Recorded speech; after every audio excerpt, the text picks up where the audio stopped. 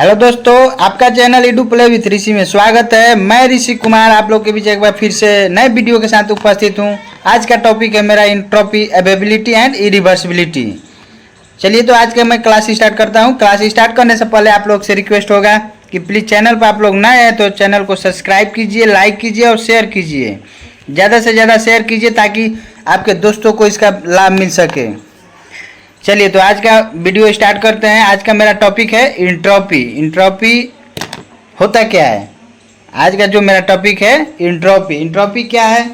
Entropy को define हम कैसे करते हैं? इंट्रोपी का कंसेप्ट आया कहाँ से? सबसे पहले तो यह है, तो लास्ट क्लास में हमने आपको बताया था सेकेंड लॉ ऑफ थर्मोडायनेमिक्स। अगर आप वीडियो को नहीं देखे हैं तो पहले पिछले क्लास का वीडियो देख लीजिए, तब ये आपको और समझ में अच्छा से आएगा। तो सेकेंड लॉ ऑफ थर्मोडायनेमिक्स बताए थे। तो देखिए, तो इंट्रोपी का जो कंसेप्ट आया है आपको कहाँ से आया है? सेकेंड लॉ ऑफ थर्मोडायनेमिक्स से। क्वेश्चन पूछता है कि इंट्रोपी का कंसेप्ट कहाँ से मिला है, या सेकेंड लॉ ऑफ थर्मोडायनेमिक्स क्या कंसेप्ट दिया? इंट्रोपी का कंसेप्ट दिया। फर्स्ट लॉ ऑफ थर्मोडायनेमिक्स कहेगा तो फर्स्ट लॉ ऑफ थर्मोडायनेमिक्स से हमको क्या मिला? इंटरनल एनर्जी का कंसेप्ट मिला था। उसी तरह zeroth law of thermodynamics, zeroth law of thermodynamics से हमको किस चीज़ का कंसेप्ट मिला था? तो टेम्परेचर का, टेम्परेचर मेजरमेंट का। क्लियर है? चलिए तो आज का स्टार्ट करते हैं। इंट्रोपी। इंट्रोपी होता क्या है? Entropy is measure of the disorder of a system. Entropy क्या करता है? इंट्रोपी हमको क्या बताता है? इंट्रोपी जो होता है किसी सिस्टम के डिसऑर्डर का मेजरमेंट करता है। ठीक है, अदर वर्ड में अगर इसको डिफाइन करेंगे तो entropy is defined as measurement of the degree of randomness. क्या होता है? Entropy is defined as the measurement of degree of randomness। क्या होता है? Measurement of degree of randomness, degree of randomness. ठीक है, इंट्रोपी का क्या होता है definition? It is defined as the measurement of degree of randomness of a system. किसी भी सिस्टम के डिग्री ऑफ रैंडमनेस को मेजर करते हैं किसमें? इंट्रोपी के रूप में। इंट्रोपी को हम डायरेक्ट मेजर नहीं कर सकते हैं, ठीक ना? चलिए तो क्लियर है यहाँ तक। इंट्रोपी जो है सेकेंड लॉ ऑफ थर्मोडायनेमिक्स से हमारा कंसेप्ट आया था इंट्रोपी का। तो इंट्रोपी क्या है? तो देखिए, इंट्रोपी जो होता है dQ/T is less than equals to ds। हम लोग पिछले वीडियो में बताए थे आपको क्लासियस स्टेटमेंट। क्लासियस स्टेटमेंट बताए थे dQ/T is less than equals to 0 बताए थे ना। अगर आप वीडियो नहीं देखें तो पिछला वीडियो एक बार जरूर देखिए। तो उसी से इसका कंसेप्ट आया है। इंट्रोपी क्या कंसेप्ट क्या है? तो इंट्रोपी क्या आता है? dQ/T, dQ/T is less than equals to ds। यानी कहने का मतलब अगर अदर शब्द में कहें तो ds इज क्या? Greater than equals to dQ/T। अब कहोगे कि कब इक्वल्स होगा, कब ग्रेटर होगा? तो देखिए, तो जो अगर रिवर्सिबल साइकिल है, चाहे रिवर्सिबल इंजन है, ठीक है, फॉर रिवर्सिबल सिस्टम के लिए क्या होगा, या रिवर्सिबल साइकिल के लिए जो होगा ds जो होगा आपका क्या हो जाएगा? dQ/T। यानी ds जो होगा dQ/T के बराबर होता है। किसके लिए? रिवर्सिबल साइकिल के लिए, ठीक ना? अब इंट्रोपी क्या होता है? देखिए, इंट्रोपी है एक पॉइंट फंक्शन है। इंट्रोपी क्या है? पॉइंट फंक्शन है। यानी कहने मतलब क्या? It is a property. कैसा प्रॉपर्टी है? तो चूंकि बताए थे आपको, हम फर्स्ट लेक्चर जब बताए थे थर्मोडायनेमिक्स का बेसिक कंसेप्ट, उसमें हम प्रॉपर्टीज के बारे में बताए हैं। आप वीडियो को सारा वीडियो को देखिए और एक भी क्वेश्चन आपका एग्जाम में नहीं छूटेगा। जो भी आपका एग्जाम होगा, ऑब्जेक्टिव एग्जाम जो है आपका, एक भी क्वेश्चन नहीं छूटेगा। इसका हम फुल गारंटी आपको देते हैं। ठीक है, आप टोटल वीडियो एक बार शुरू से लास्ट तक देखिए और वीडियो को ज़्यादा से ज़्यादा शेयर कीजिए। तो इंट्रोपी क्या है? यह एक प्रॉपर्टी है। प्रॉपर्टी है। प्रॉपर्टी दो तरह के बताए थे, इंटेंसिव प्रॉपर्टी और एक्सटेंसिव प्रॉपर्टी। इंटेंसिव प्रॉपर्टी क्या होता है? इंटेंसिव प्रॉपर्टी जो है आपका बताए थे, इंटेंसिव प्रॉपर्टी जो है IN से मतलब क्या? Independent, independent of mass. And intensive property उसको बोलते हैं जो मास इंडिपेंडेंट है, यानी मास पर डिपेंड नहीं करता है। तो इंट्रोपी हमारा क्या है? इंट्रोपी एक्सटेंसिव प्रॉपर्टी है। क्या है? मास पर डिपेंड करता है। अगर क्वांटिटी बढ़ाएंगे तो इंट्रोपी भी क्या करेगा? इंक्रीज करेगा। तो इसलिए इंट्रोपी जो है आपका एक्सटेंसिव प्रॉपर्टी है। अब इंट्रोपी और बता दें कि स्पेसिफिक अगर टर्म जुड़ जाएगा, स्पेसिफिक इंट्रोपी कहेगा क्या है, तो स्पेसिफिक इंट्रोपी आएगा तो वह इंटेंसिव प्रॉपर्टी है। क्लियर है यहाँ तक? चलिए, अब इंट्रोपी जो है अलग अलग सिस्टम में, अगर रिवर्सिबल साइकिल में अलग अलग सिस्टम है तो उसका क्या होगा, सिस्टम किसी भी सिस्टम के लिए, रिवर्सिबल साइकिल सिस्टम के लिए इंट्रोपी में क्या चेंजिंग होगा, तब देखते हैं इंट्रोपी में चेंजिंग क्या क्या हो सकता है। तो देखिए, तो इंट्रोपी रिवर्सिबल साइकिल के लिए क्या होता है, dQ/T बराबर ds, यानी इंट्रोपी जो होता है dQ/T होता है।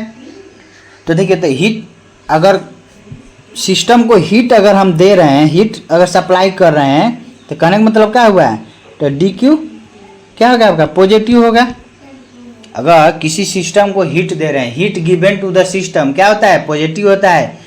हीट क्या रिजेक्टेड टू द सिस्टम, माने सिस्टम से हीट रिजेक्ट हो रहा है तो उसको हम निगेटिव लेते हैं, निगेटिव मानते हैं। ठीक है, तो क्या हो जाएगा, तो इंट्रोपी चेंज अगर हमको निकालना है किसी सिस्टम में रिवर्सिबल साइकिल के, तो क्या होता है, ds बराबर dQ/T। अगर देखिए क्या क्या कंडीशन होगा, अगर हीट क्या कर रहे हैं, सप्लाई कर रहे हैं, तो यानी dQ क्या हो जाएगा मेरा, पॉजिटिव। जब dQ पॉजिटिव तो ds/T क्या हो जाएगा, ये भी वैल्यू पॉजिटिव होगा। यानी कहने का मतलब क्या होगा, अगर हीट सप्लाई कर रहे हैं कंटिन्यूअसली किसी सिस्टम को, तो उसका इंट्रोपी क्या होगा, बढ़ेगा, इंक्रीज करेगा। क्यों, क्योंकि पॉजिटिव वैल्यू आ रहा है, तो इंट्रोपी इंक्रीज करेगा। क्लियर है? यानी कहे का मतलब जब हीट सप्लाई करेंगे, हीट आपको सप्लाई कर रहे हैं, तो यानी dQ पॉजिटिव तो dQ/T भी पॉजिटिव, तो ds क्या करेगा, इंक्रीज करेगा।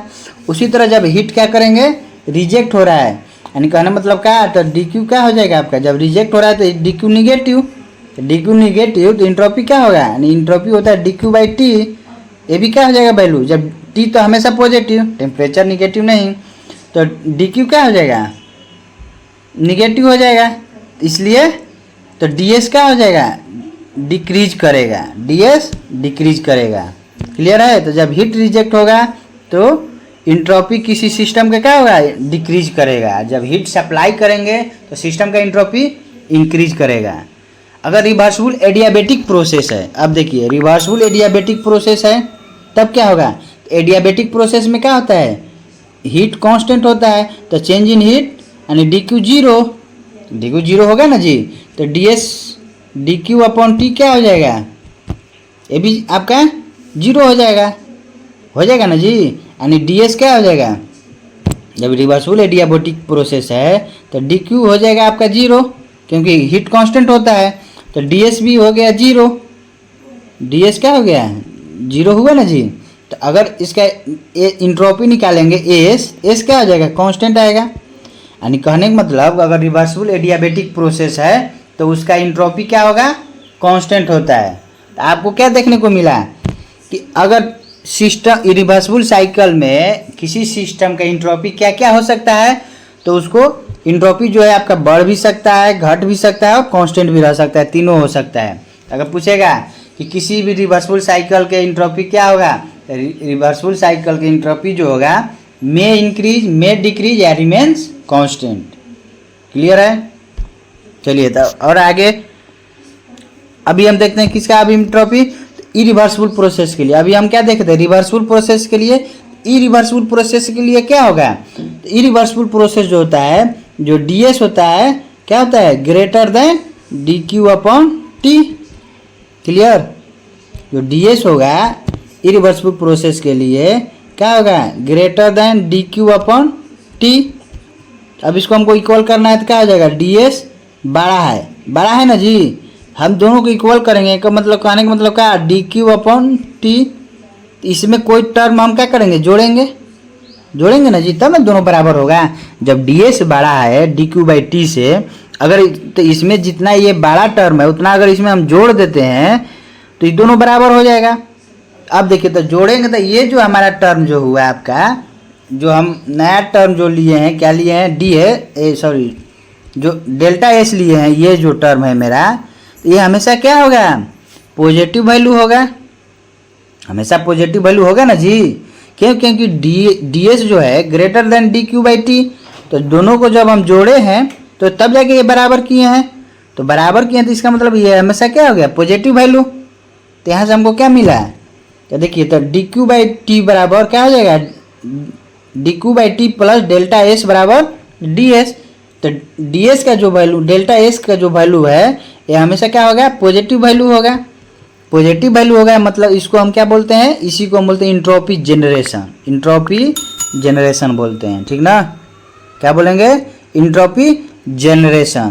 तो अब देखिए तो इसमें भी फिर वही कंडीशन हो जाएगा, ये तो हमेशा आपका पॉजिटिव वैल्यू।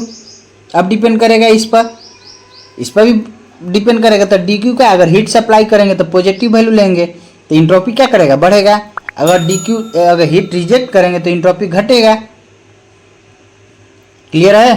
तो इसमें भी वही कंडीशन होगा कि इरिवर्सिबल प्रोसेस के लिए इंट्रोपी चेंज क्या होता है, मे इंक्रीज, मे डिक्रीज या रिमेन्स कांस्टेंट। तीनों में कोई भी पॉसिबिलिटी हो सकता है। क्लियर है। अब देखिए रिवर्सिबल एडियाबेटिक प्रोसेस जो है पिछले क्लास में भी हम बताए थे क्या होता है। रिवर्सिबल एडियाबेटिक प्रोसेस ऑलवेज होता है isentropic process, but isentropic process need not to be a reversible adiabatic process. इसका उल्टा सही नहीं है, ठीक है। इंट्रोपी जनरेशन ये हम पढ़े। इंट्रोपी जनरेशन क्या होता है, हमेशा positive value, always positive. Entropy generation जो होता है हमेशा क्या होता है, पाथ फंक्शन होता है। क्या होता है, पाथ फंक्शन होता है। ये याद रखिएगा, इंट्रोपी जनरेशन क्या है, पाथ फंक्शन है। क्लियर है। चलिए तो आगे बढ़ते हैं। अभी अब देखते हैं चेंज इन इंट्रोपी किसके लिए, एडियाबेटिक प्रोसेस के लिए। चेंज इन इंट्रोपी हम देखते हैं एडियाबेटिक प्रोसेस। तो चूंकि एडियाबेटिक प्रोसेस में क्या होता है, आपका एडियाबेटिक प्रोसेस में जो होता है क्या होता है कि डी क्यू जो होता है 0 होगा। क्यों, एडियाबेटिक प्रोसेस में अगर रिवर्सिबल एडियाबेटिक प्रोसेस में क्या होता है, हीट कांस्टेंट होता है। हीट कांस्टेंट यानी क्यू क्या होता है, कांस्टेंट। तो इसका डिफरेंशिएशन क्या होगा, 0। चेंज इन हीट 0 हुआ ना जी। अब देखिए अगर रिवर्सिबल एडियाबेटिक प्रोसेस है, कहने का मतलब क्या है, अगर आपका रिवर्सिबल एडियाबेटिक प्रोसेस है तो डी क्यू बाई टी बराबर का डी एस हुआ ना जी। तो रिवर्सिबल एडियाबेटिक प्रोसेस है, ये टर्म 0। तो डी एस क्या आ गया आपका 0। एस क्या हो गया, कांस्टेंट। कांस्टेंट हुआ ना जी, एस कांस्टेंट हो गया। कब, जब रिवर्सिबल एडियाबेटिक प्रोसेस है। उसी तरह अगर इरिवर्सिबल एडियाबेटिक प्रोसेस है, इरिवर्सिबल एडियाबेटिक प्रोसेस तो क्या होता है, D Q upon T plus delta S बराबर का डी एस। तो रिवर्सिबल एडियाबेटिक प्रोसेस है, ये टर्म 0। लेकिन तो डी एस किसके बराबर हो जाएगा, डेल्टा एस के, यानी इंट्रोपी जनरेशन के। इंट्रोपी जनरेशन हमेशा क्या होता है, पॉजिटिव वैल्यू होता है ना जी। अभी बताए थे जस्ट पीछे, इंट्रोपी जनरेशन पॉजिटिव वैल्यू। इसका कहने का मतलब क्या हुआ, इंट्रोपी इसका क्या होगा, पॉजिटिव होगा। चेंज इन इंट्रोपी पॉजिटिव, यानी कहने का मतलब हमको क्या मिला यहाँ से कि अगर इंट्रोपी अगर हम निकालेंगे एडियाबेटिक प्रोसेस के लिए दोनों कंडीशन में, रिवर्सिबल और इरिवर्सिबल के लिए, तो रिवर्सिबल में हम देख रहे हैं कि क्या इंट्रोपी कांस्टेंट है, इरिवर्सिबल में देख रहे हैं इंट्रोपी क्या है, पॉजिटिव है, यानी ज़्यादा है ना जी।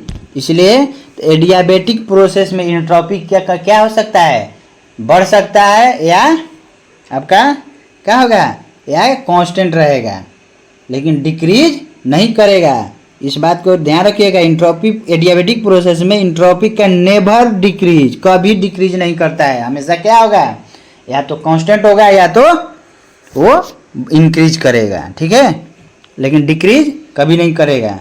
क्लियर। चलिए आगे चलते हैं। अब चलते हैं इंट्रोपी चेंज फॉर सराउंडिंग के लिए देखते हैं। सराउंडिंग क्या होता है, इंट्रोपी चेंज फॉर सराउंडिंग के लिए देखते हैं। तो सराउंडिंग में क्या है, तो डी एस सराउंडिंग क्या हो जाएगा, डी एस जो हमारा सराउंडिंग हो जाएगा D Q surrounding upon T. तो डी क्यू सराउंडिंग क्या होगा, सराउंडिंग इंट्रोपी वहीं, फिर अगर सराउंडिंग में है तो इन्वर्स क्या होता है, सिस्टम प्लस सराउंडिंग।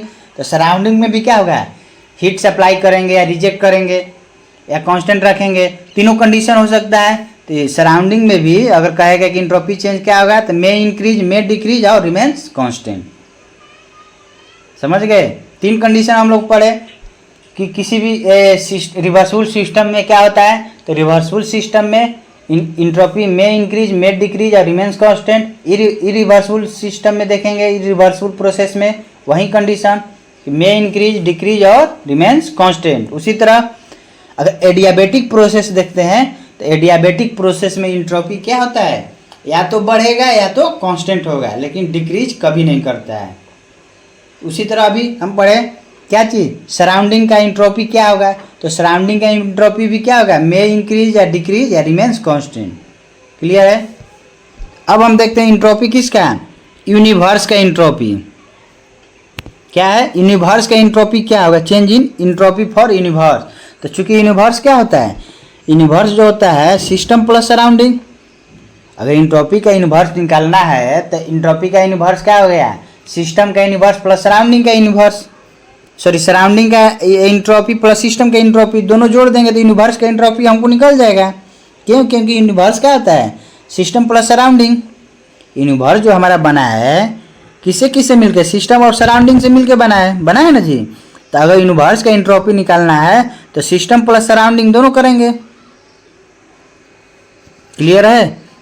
अब देखिए तो सिस्टम यूनिवर्स का जो निकालेंगे तो D Q by T system plus delta S minus D Q by T system. अब ये माइनस जो आया आपका टर्म जो सराउंडिंग का क्यों लिए माइनस, क्यों, डी क्यू सराउंडिंग का जो आएगा डी क्यू माइनस सिस्टम, क्योंकि सराउंडिंग सिस्टम क्या है, सराउंडिंग में ही रिजेक्ट करेगा तो माइनस वैल्यू, तो इसीलिए ओवरऑल क्या होगा, सिस्टम का इंट्रोपी क्या होता है, हमेशा पॉजिटिव होता है। यानी कहने का मतलब क्या होगा, दोनों कंडीशन इसमें भी होगा जो एडियाबेटिक प्रोसेस में पढ़े थे कि यूनिवर्स का जो होगा इंट्रोपी या तो जीरो होगा या तो पॉजिटिव वैल्यू होगा। यानी कहने का मतलब कि इंट्रोपी चेंज फॉर यूनिवर्स क्या होगा, या तो कांस्टेंट होगा या इंक्रीज करेगा, डिक्रीज नहीं करेगा। क्लियर है।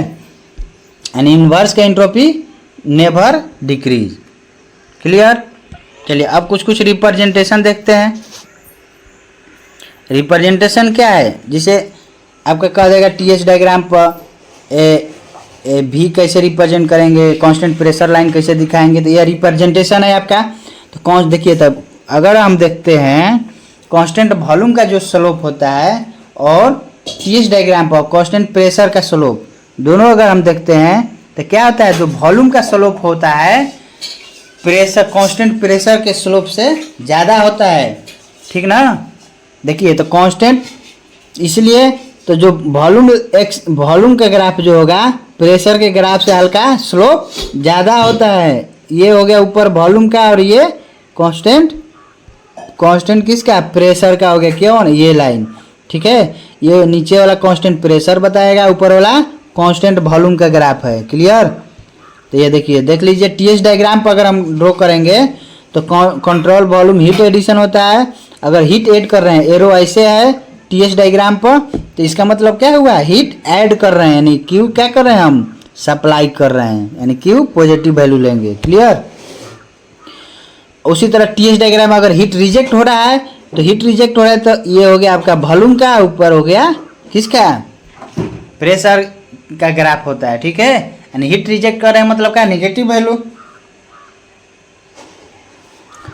चलिए उसी तरह आपका कांस्टेंट वॉल्यूम अगर दोनों का अगर हम कंबाइन करते हैं, यानी वॉल्यूम का अलग प्रेशर का अलग, यानी हीट एडिशन का हो गया ऐसे ग्राफ होगा, एरो ऐसे होगा एक्सपेंशन टाइप, और हीट रिजेक्शन में क्या होगा, कंप्रेशन का एरो होगा। क्लियर है।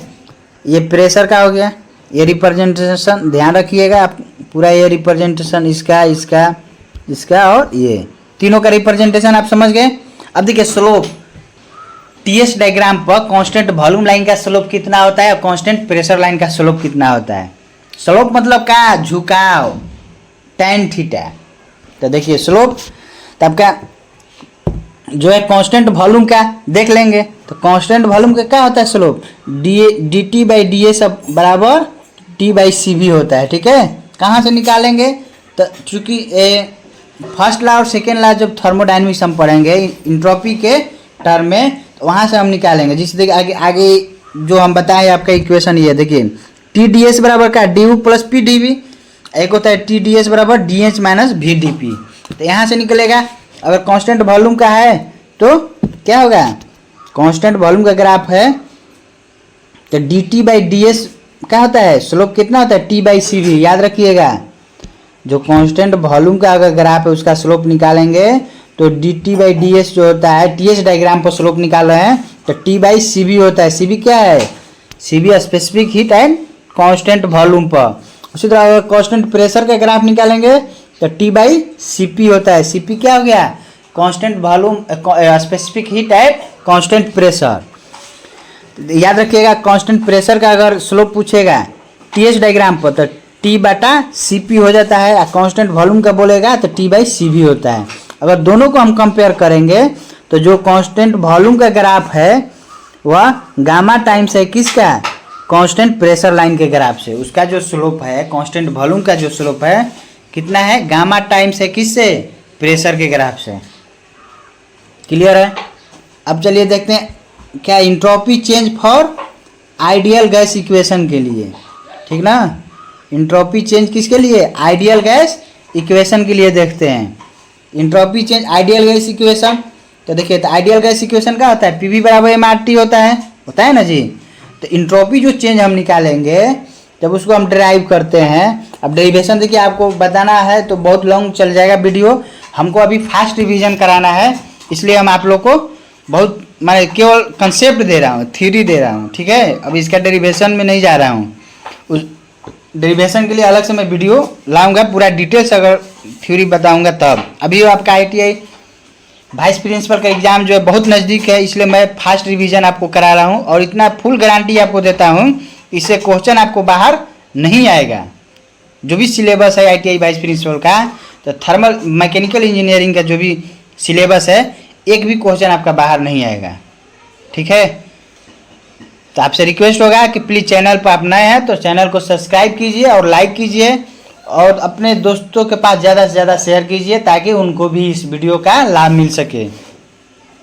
और हमको कमेंट करके भी बताइएगा कि यह वीडियो आपको कैसा लगा है, ठीक ना। चलिए तो आगे बताते हैं कि इंट्रोपी चेंज किसके लिए, फॉर आइडियल गैस के लिए। तो इंट्रोपी चेंज जो होता है देखिए c v l n t two by t one plus r l n v two by v one. इसको याद कैसे करेंगे, देखिए यहाँ सी बी है, एक मतलब यहाँ भी आएगा, ठीक है। तो c v l n t two by t one plus r l n v two by v one. Change in entropy क्या होता है, डेल्टा एस जो होता है क्या हो गया, डेल्टा एस जो होता है आइडियल गैस के लिए c v l n t two by t one, ये तो l n t two by t one हमेशा होगा, plus r l n v two by v one होगा। क्लियर है। जब सी बी लेंगे तो यहाँ वॉल्यूम होगा, समझ गए। जब यहाँ सी बी लेंगे तो इधर वॉल्यूम होगा। अगर प्रेशर के टर्म में देखेंगे तो क्या होगा, c p l n t two by t one minus होता है r l n p two by p one. देखिए अगर यहाँ सी पी लिए, यहाँ पर जब सी पी लिए हम, ये सी पी जब लिए यहाँ क्या आ गया, प्रेशर आ गया। सी पी क्या है, specific heat at constant pressure. तो याद करने का एक ट्रिक है कि सी पी अगर है तो c p l n t two by t one minus होता है r l n p two by p one. Clear है।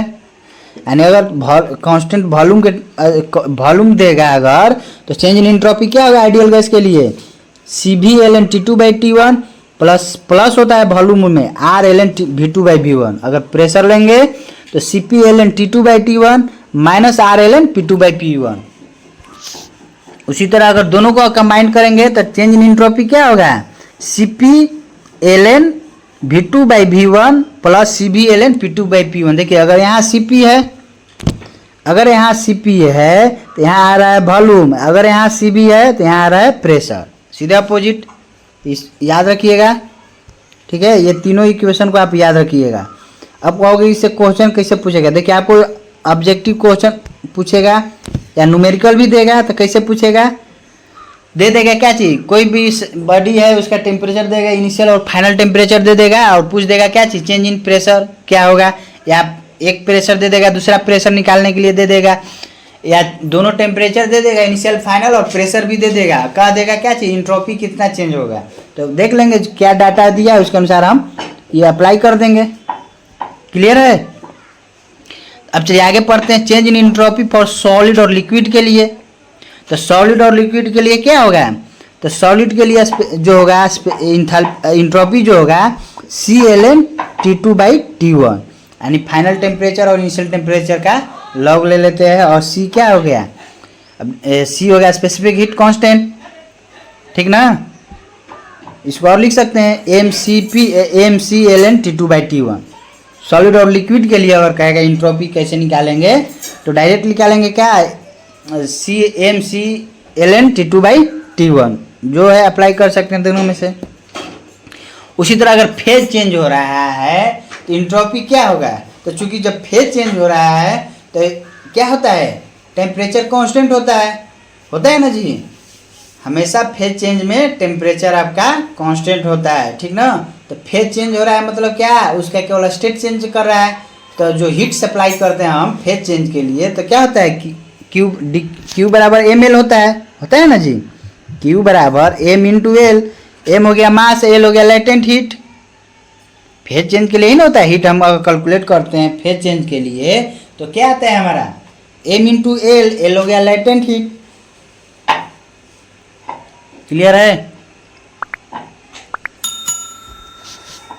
तो इंट्रोपी क्या होता है, तो क्या होता है dQ/T इंट्रोपी होता है। तो इंट्रोपी हो गया तो dQ क्या हो गया, dQ हो जाएगा आपका ml/T। तो बस याद रखिएगा कि जब भी फेज चेंज होगा तो उसका इंट्रोपी क्या होगा, तो ml/T, ठीक है। अब चलिए अगला है चेंज फॉर रिजर्वायर के लिए। तो रिजर्वायर मतलब क्या है, सोर्स और सिंक बताए थे। सोर्स क्या होता है, सिंक क्या होता है पिछले लेक्चर में। अगर आप पिछला लेक्चर नहीं देखे हैं तो आप देख लीजिएगा, उसमें सोर्स और सिंक के बारे में पूरा डिटेल्स बताए हैं। सोर्स होता है क्या है, एनर्जी सप्लाई करता है, और सिंक क्या होता है, एनर्जी ऑब्जर्व करता है। तो सोर्स में क्या होता है, एरो डोनेट अगर करेंगे तो एनर्जी क्या कर रहा है, बाहर निकल रहा है ना जी। तो क्यू क्या हो गया, यानी सिस्टम से एनर्जी निकाल रहे हैं तो निगेटिव होगा। तो रिजर्वायर में अगर सोर्स है तो उसका एंट्रोपी क्या हो जाएगा, -Q1/T1। उसी तरह सिंक अगर रहेगा, एनर्जी उसको दे रहे हैं। सोर्स और सिंक के बारे में पूरा डिटेल्स बताएं आप पिछले लेक्चर में। आप पिछला लेक्चर हमारा देख लीजिएगा, सेकेंड लॉ ऑफ थर्मोडायनेमिक्स, ठीक ना। तो यहाँ पर क्या है, सिंक में एनर्जी रिजेक्ट हो, उसको एनर्जी हम देते हैं तो प्लस हो जाएगा। तो एंट्रोपी क्या हो जाएगा, +Q2/T2। क्लियर है। यहाँ पे एंट्रोपी आपका खत्म हुआ। अब आगे बताते हैं एवेबिलिटी। अवेलेबल एनर्जी क्या होता है, एवेबिलिटी क्या होता है, और इरिवर्सिबिलिटी क्या होता है। क्लियर। तो देखिए अवेलेबल एनर्जी होता क्या है, अवेलेबल एनर्जी क्या होता है, अवेलेबल एनर्जी जो होता है कि it is a maximum possible work that can be obtain in a cycle. यानी एक साइकिल में मैक्सिमम कितना हम एनर्जी प्राप्त कर सकते हैं उसी को हम बोलते हैं अवेलेबल एनर्जी, ठीक है। अब कहोगे कैसे हम निकालेंगे, तो अब चूंकि हम जानते हैं क्या इफिशियंसी बराबर क्या होता है, इफिशियंसी बराबर होता है ना जो 1 - Q2/Q1, यही ना होता है। Q1 हीट सप्लाई है, Q2 हीट रिजेक्टेड है। अगर यहाँ से चलिए अब देखिए मेन इफिशियंसी हम क्या जानते हैं, इफिशियंसी होता है work output upon Q supply होता है ना जी। तो W बराबर क्या हो जाएगा, इफिशियंसी इंटू क्यू सप्लाई, यही ना होगा। क्या हो गया, इफिशियंसी इंटू क्यू सप्लाई। तो इफिशियंसी क्या हो गया, तो अगर मैक्सिमम वर्क निकालना है, वर्क मैक्सिमम अगर हमको निकालना है तो क्या करेंगे, क्यू सप्लाई तो कांस्टेंट है यानी इफिशियंसी को मैक्स करेंगे, maximum into Q1। Supply heat क्या है Q1।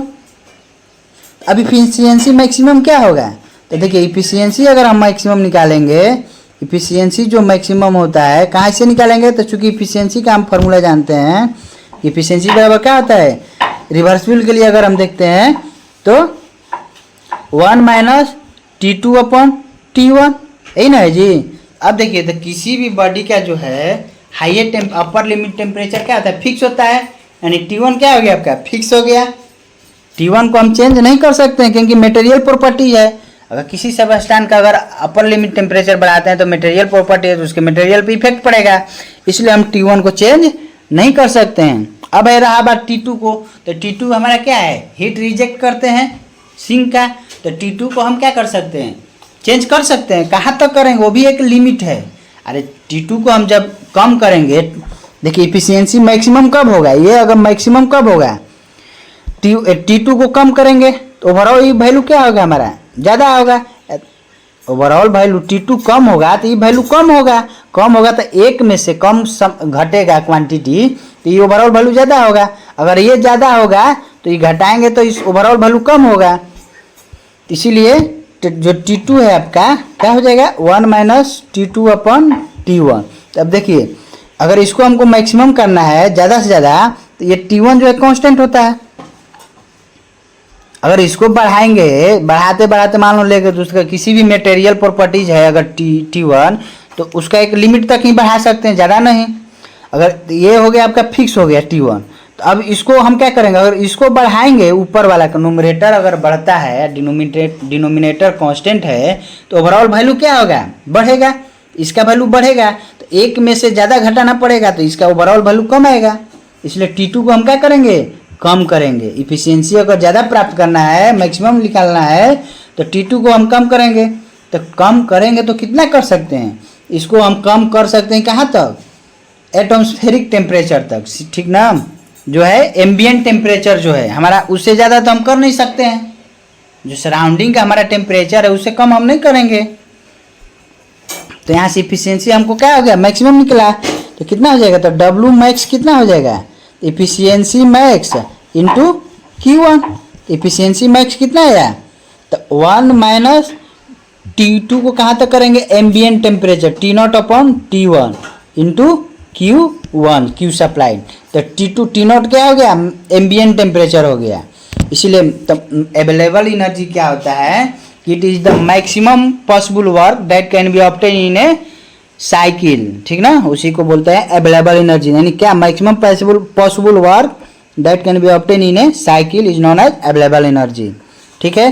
तो अवेलेबल एनर्जी क्या होता है, Q1 into 1 minus T0 upon T1। T0 क्या हो गया, एम्बिएंट टेम्परेचर हो गया, यानी लोवेस्ट पॉसिबल टेम्परेचर, जितना पॉसिबल हो सके उतना मिनिमम टेम्परेचर है, जिसको हम बोलते हैं एम्बिएंट टेम्परेचर। जो हमेशा बताया है कि थर्मोडायनेमिक्स में टेम्परेचर का वैल्यू पुट करते हैं केल्विन में पुट करते हैं, क्लियर है। तो अवेलेबल एनर्जी क्या हो जाएगा, तो W मैक्स कितना, Q1 into 1 minus T0 upon T1, clear है। Q1 क्या है, हीट सप्लाई, T1 क्या है, टेम्परेचर हो गया जिस पर हीट सप्लाई कर रहे हैं। तो अगर TS डायग्राम प्लॉट करते हैं तो मान लीजिए ये ग्राफ आया आपका, क्लियर। अगर ये ग्राफ आया है तो टोटल अगर एनर्जी निकालते हैं तो टोटल एनर्जी क्या हो जाएगा आपका, इसका एनर्जी, इसका एरिया प्लस इसका एरिया, दोनों का एरिया। तो कहने का मतलब क्या हो गया कि टोटल एनर्जी जो होता है अवेलेबल एनर्जी या प्लस अनअवेलेबल एनर्जी का समेशन होता है, क्लियर है।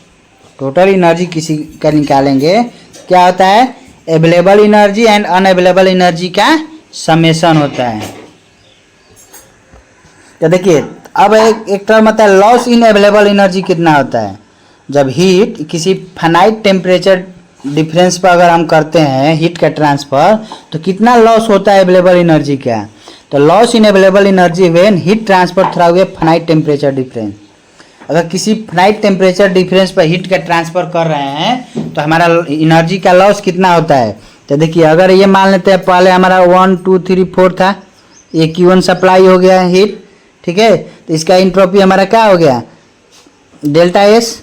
ये एरिया हमारा क्या हुआ, यहाँ से इंट्रोपी डेल्टा एस। उसी तरह जब आप टेम्परेचर को क्या किए, घटा के हम ला दिए कहाँ तक, T1 डैश तक। T1 डैश T0 का एम्बिएंट टेम्परेचर है, तो T1 डैश पर लाए तो ये मान लेते Q1 हो गया heat supply, heat supply constant रखे हैं तो ये T2 डैश हो गया टेम्परेचर, क्लियर है। तो इसका अवेलेबल एनर्जी इंट्रोपी क्या हो जाएगा, सॉरी डेल्टा एस डैश। अब देखिए तो इस एरिया से इस ग्राफ से हमको क्या मिला, एरिया देखिए। तो T1 डेल्टा एस अगर हम निकालेंगे, देखिए dq बाई टी क्या होता है, dq बाई टी बराबर ds होता है ना जी, सॉरी dq बाई टी बराबर क्या होता है, ds। dq बाई टी बराबर ds, तो ds तो dq क्या हो जाएगा, tds, t इंटू ds। ये हमको क्या बता रहा है कि TS डायग्राम पर area under the curve on TS diagram, T into D S जो हमको बताता है, क्या बताता है, T इंटू डी एस जो बताता है एरिया अंडर टीएस डायग्राम, ठीक है। यानी वो क्या हो गया, एरिया अंडर टीएस डायग्राम क्या हो गया, हीट हो गया, यानी डी क्यू देता है। टीएस डायग्राम पर अगर एरिया हम निकालेंगे तो हमको क्या देता है, वो हीट्स देता है, डी क्यू देता है, चेंज इन हीट्स। क्लियर है। तो T1 डेल्टा एस क्या हो जाएगा, देखिए T1 ये हो गया temperature limit, T1 delta S, इसका एरिया क्या हो गया, T1 dash delta S dash के बराबर होगा क्या, हमारा हीट सप्लाई। मान लिए हम क्या चीज कि हीट हम क्या माने हैं कि हीट सेम सप्लाई कर रहे हैं, ठीक है, खाली टेम्परेचर को घटा रहे हैं, अलग अलग टेम्परेचर डिफरेंस पर देख रहे हैं। तो क्या होगा, ये दोनों बराबर हुआ ना जी। तो लॉस इन अवेलेबल एनर्जी क्या हो जाएगा, मेरा लॉस यही ना हो रहा है, पहले था इतना अब आया इतना, आया ना जी। तो लॉस इन अवेलेबल एनर्जी पूरा में से इतना घटा देंगे तो आएगा हमारा क्या चीज, हमारा आएगा यही एरिया ना आया।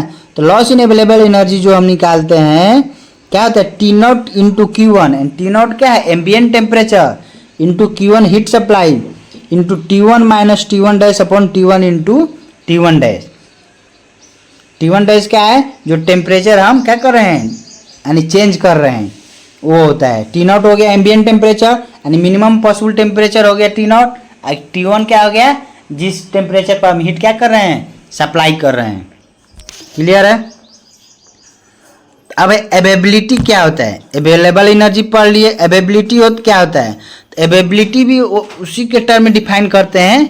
ये जो होता है आपका कि maximum work that can B, availability जो होता है क्या होता है कि maximum work that can B obtained in a process which system come into equilibrium with in atmospheric condition, ठीक है। यानी अवेलेबिलिटी जो होता है मैक्सिमम पॉसिबल हो, मैक्सिमम वर्क होता है किसी भी प्रोसेस के लिए जो सिस्टम को क्या कर रहे हैं, इक्विलिब्रियम पोजीशन पर ला रहे हैं, किसमें, with in atmospheric condition.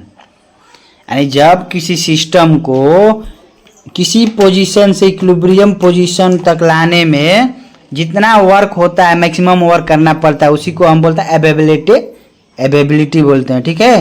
Availability क्या होता है, अवेलेबिलिटी होता है क्या, φ1 माइनस φ2, φ1 φ2 क्या है, तो मैक्सिमम वर्क है, जो क्या अवेलेबल एनर्जी है, ठीक है।